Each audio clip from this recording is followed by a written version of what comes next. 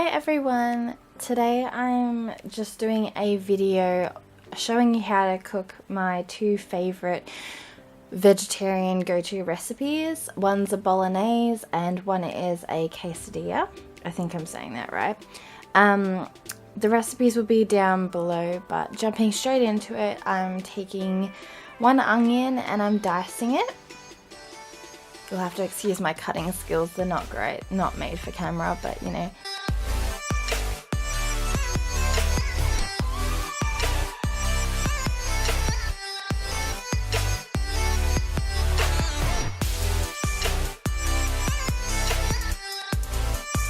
And then I'm taking 2 garlic cloves and chopping them up as well. As you can see, I've got some pasta on the stove in the background. I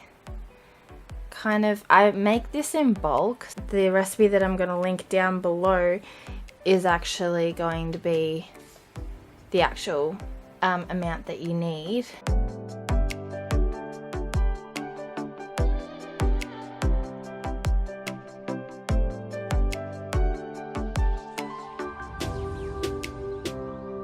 Here I've got a red capsicum. I've also got some lentils on the stove as well, which is meant to be about 1 cup for the recipe. And the spaghetti is meant to be 300 grams.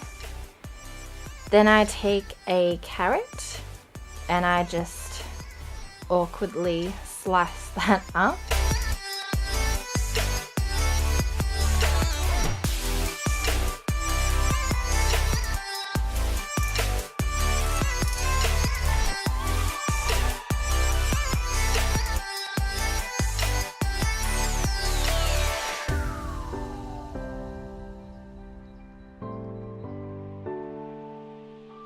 Then I take some mushrooms and slice them up as well. It calls for about 1 cup of button mushrooms, but these are certainly not button and definitely more than a cup, although I didn't use all these.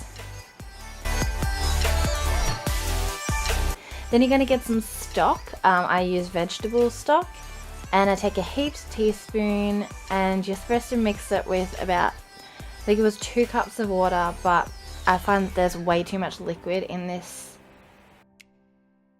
So here you can see that there's the onion, the garlic, the capsicum and carrot all cooking here together.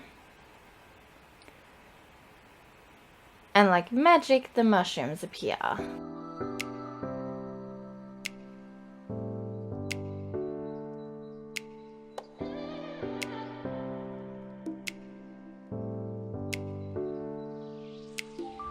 And then I put the lentils in, and as you can see, they kind of look like meat. So they're the part of the meal that adds the meat-like texture. Then I pour in my stock. As you can see, I didn't put all of it in, and it was still super watery. So because now I'm adding in some tinned tomato soup. I think that's a secret ingredient. That's why the bolognese tastes so good.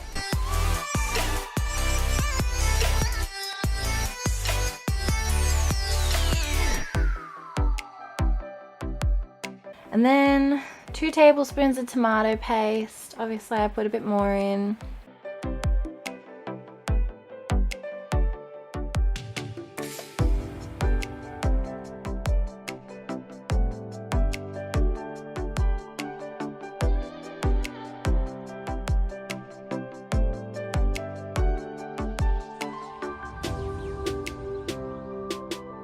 And you can see there that it's looking real good.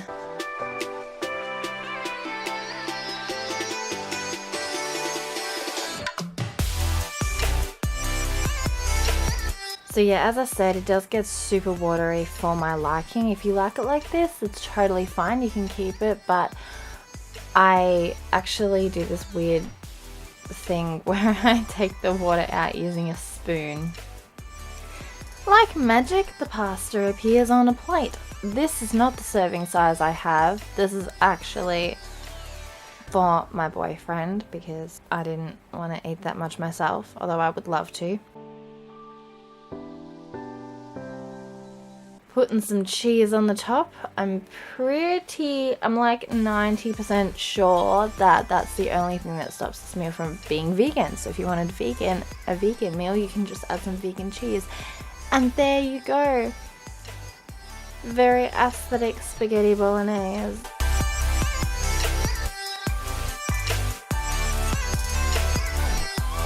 And you would not believe how good this tastes. I've made this so many times because it tastes so good.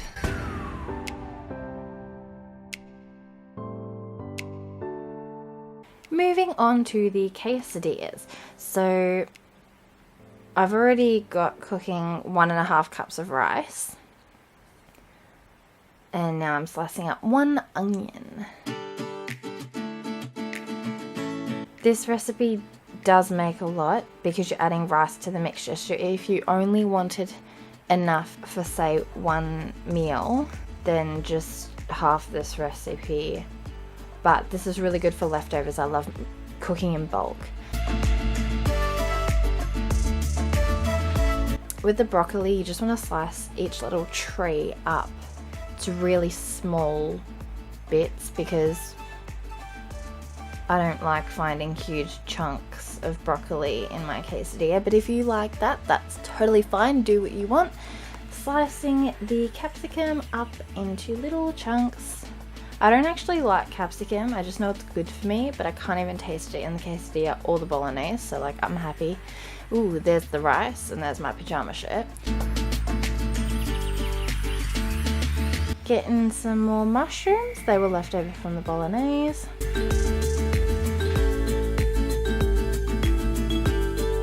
And look at that. I actually had some help in this video because I just wanted one person to constantly be stirring so it didn't stick, because otherwise I panic too much.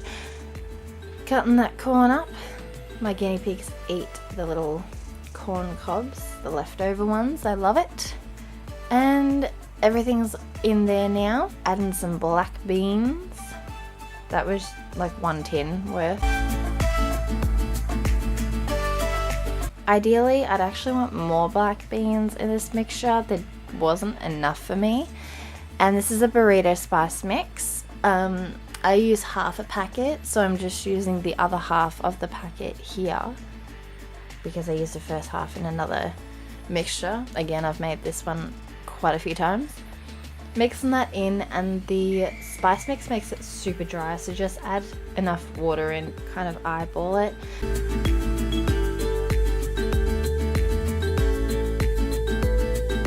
Got some wraps going here, and I'm gonna put some avocado on them. You can put whatever you want in your wraps. Put some light sour cream.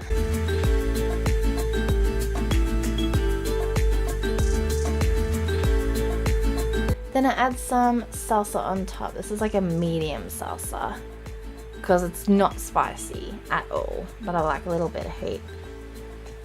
And then we just add some rice to the quesadilla mix, and you mix that in and literally just find the right rice to vegetable ratio. It's all up to you. I didn't use all the rice here.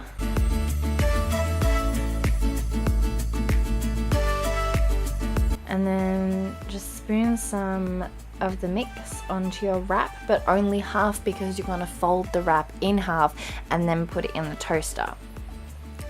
A common mistake that I make pretty much every time I make these quesadillas up is that I put way too much mix in and then it all comes out in the toaster and it's just a big mess, but like it still tastes good, so whatever. Here it is, cooked in the toaster, as you can see, spilling out everywhere. And here it is, very lovely presentation got going there. Hi everyone, thank you so much for watching my video. I forgot to film an outro, so this is the real quick one right now. recipes are down below. One of them I got off a website and one of them I kind of made the quesadillas on my own. But yeah, thank you very much for watching. I'm Jess and I'll see you in my next video.